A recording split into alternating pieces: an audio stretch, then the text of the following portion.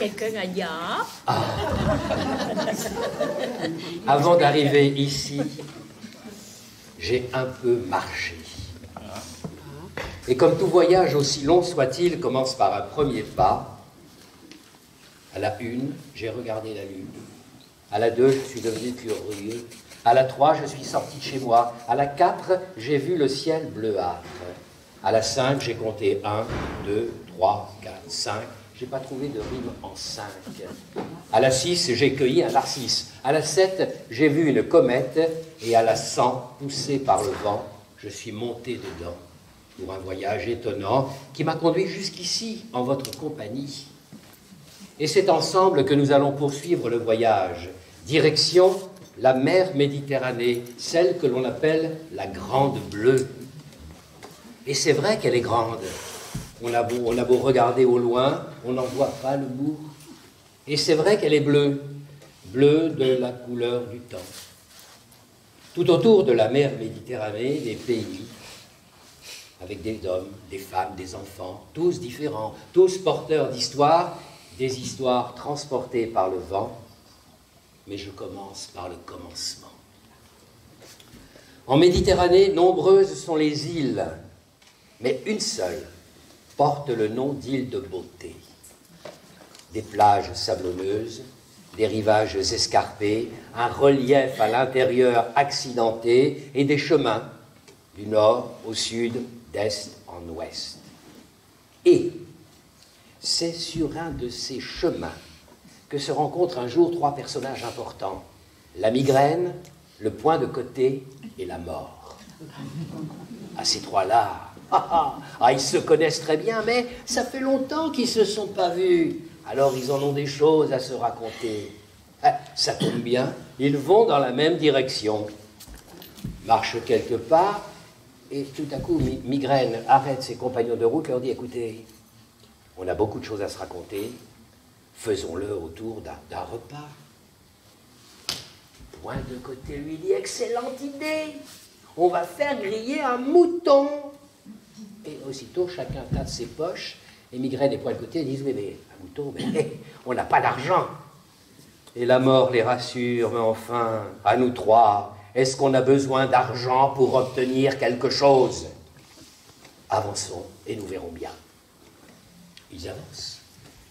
Et voilà qu'un carrefour avec un sentier muletier, ils aperçoivent, adossé à un rocher, un berger. Et un berger, ça garde des moutons. Ça va, on a les mêmes références. Le voilà, notre homme. Et aussitôt, Migraine se met en avant. Laissez-moi m'occuper de tout ça. J'en fais mon affaire. Et la voilà qui marche vers le berger, tout en se motivant intérieurement. C'est moi, Migraine, qui entre toutes les têtes. C'est moi, Migraine, qui entre dans toutes les têtes. Salut, berger. Oh, le berger sursaute. D'ordinaire, il n'y a jamais personne sur ce chemin. Berger, donne-moi un mouton. Oh, ben écoute, qui es-tu d'abord? Ben, je m'appelle Migraine. Eh bien, écoute, Migraine, si tu as de l'argent, tu peux choisir le mouton que tu veux.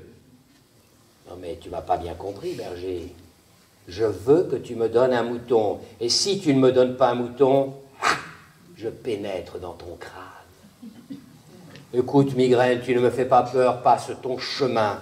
Migraine s'enfonce dans la tête du berger. Et là, elle se répand en douleur, en fièvre, et en haut, et en bas, et à droite, et à gauche, et devant, et derrière. Et le berger, sentant son front brûlant, court vers le torrent et s'asperge d'eau froide, tant et tant que Migraine en est gelée, glacée. Et c'est en grelottant qu'elle quitte la tête du berger pour rejoindre ses compagnons de route. Oh, mes amis, le berger corse, c'est-il costaud, hein? Faites attention. Moi, j'en peux plus, je vais au soleil. Ah, j'ai besoin de chaleur. Point de côté s'avance. À mon tour d'y aller. Je vais en faire mon affaire. Et Point de côté s'en va vers le berger, tout en se motivant intérieurement. C'est moi, Point de côté, et je vais te mater. C'est moi, Point de côté, et je vais te mater. Salut, berger. Je suis Point de côté. Si tu ne me donnes pas un mouton, je te vrille les côtes. Mais qu'est-ce qui se passe sur ce chemin aujourd'hui? Écoute, point de côté, tu ne me fais pas peur, pas d'argent, pas de moutons, passe ton chemin. Et point de côté, vexé, vrille les côtes du berger. Le berger, sous la douleur, se plie en deux. Mais un berger corse, c'est résistant. Malgré la douleur, il ramasse du bois mort, il en fait 2 tas, il y met le feu, il se couche au milieu sous sa couverture de laine.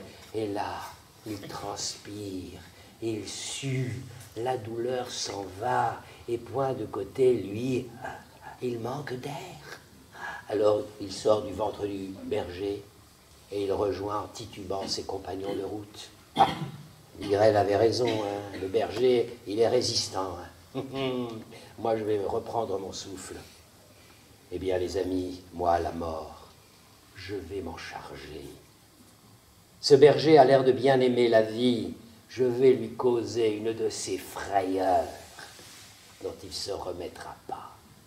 Et la mort s'enveloppe de son manteau noir et se dirige vers le berger. Elle n'a pas besoin de se motiver, elle sait qui elle est et les faits qu'elle fait. Le berger, lui, toutes ses émotions, ça lui a donné un petit creux, voyez. Il a sorti de sa sacoche, il a sorti un morceau de pain, du fromage, sa gourde de vin, et puis il est là, en train de mastiquer, le regard perdu au lointain, cherchant à deviner là où le ciel devient mer. Ah, quel bonheur! Enfin, le silence. Enfin, et tout à coup, il sent comme un frisson parcourir son échine. Oui, ses poils se dressent. Il se retourne et il voit la mort. Mais enfin, la mort, mais qu'est-ce que tu fais là, hein? Tu t'es trompé d'endroit, hein? Regarde, je suis en bonne santé, je suis jeune. Passe ton chemin. Écoute, berger, ne t'inquiète pas. Je suis juste venu te demander un mouton. Un mouton?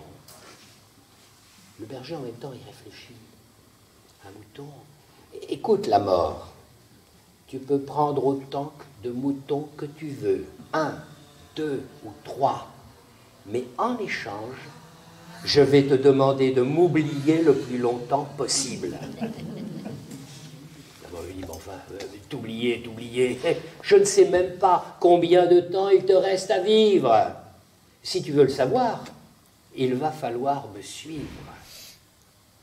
Le berger hoche la tête, la mort le recouvre de son manteau noir, et dans l'instant, ils se retrouvent tous les deux côte à côte dans un champ de rocailles envahi par la brume. Et dans ce champ de rocailles, des bougies qui flambent. Il n'y en a pas 10, pas 100, pas 1000, il y en a beaucoup. Et voilà qu'ils avancent. À un moment, la mort arrête le berger, pointe son doigt, lui dit « Regarde, berger, regarde cette bougie, c'est la tienne. » Le berger s'approche. « Oh, hey, je te l'avais dit, je suis en bonne santé. Regarde cette flamme, hein ?» Dis-moi, la mort, je trouve qu'elle se consume un peu trop vite. Est-ce que tu pourrais pas ralentir? Mais enfin, berger, c'est pas mon travail. Moi, voilà, j'observe les bougies, et dès qu'il y en a une qui s'éteint, je descends sur terre pour prendre le défunt. Le berger réfléchit. Ah bon?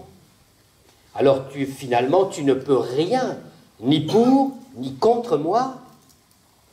Pourquoi est-ce que je te donnerais un mouton? Mort, tu n'auras rien du tout, sinon de mon bâton, si tu n'es pas parti avant que je le lève. Et le berger lève son bâton, et fou, dans l'instant, il se retrouve dans son champ avec ses brebis. Et la mort devient une fumée noire, bientôt emportée par le vent. Tout file, tout vole, et tout s'en va.